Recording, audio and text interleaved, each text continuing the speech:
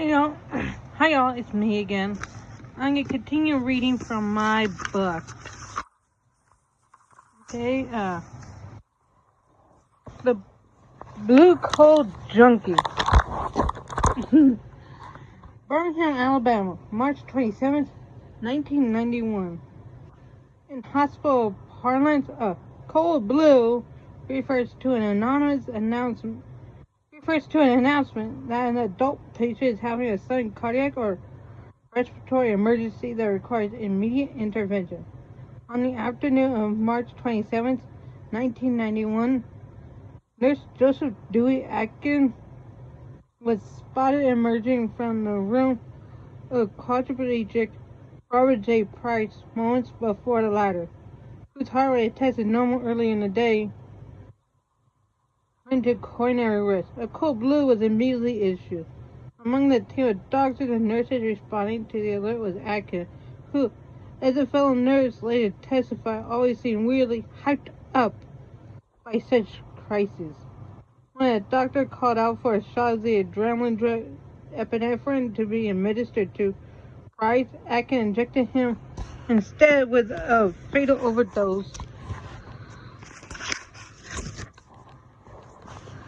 of the anesthetic lidocaine.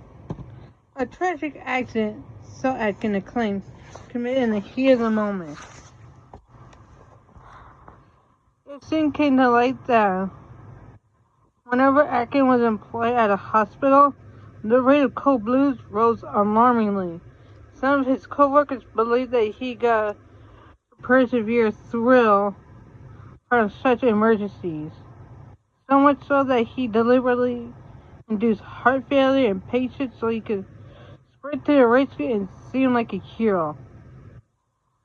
He got such a rush from these frenetic efforts at resuscitation that they called him a cold blue junkie. One woman came forward who had barely survived Atkins' administration, suffering shortness of breath from an allergic reaction.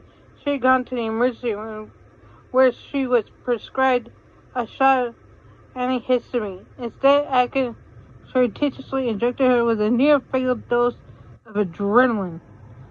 Further investigation revealed that there had been at least 17 suspicious deaths at Atkins' former workplaces.